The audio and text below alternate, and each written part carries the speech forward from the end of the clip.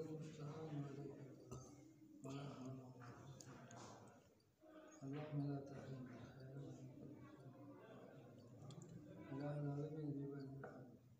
الله الكريم بدين علوم لأن خير لا نور ولا علم ولا تأذي في المتوكل فلمن الذي عملين وبدين فلمن الذي فايدين ويا لقيت من منكرات الفواحش والمنكر وتقول الصالحين الله كريم الله كريم وقابل الجاهلين وباطن التفاعل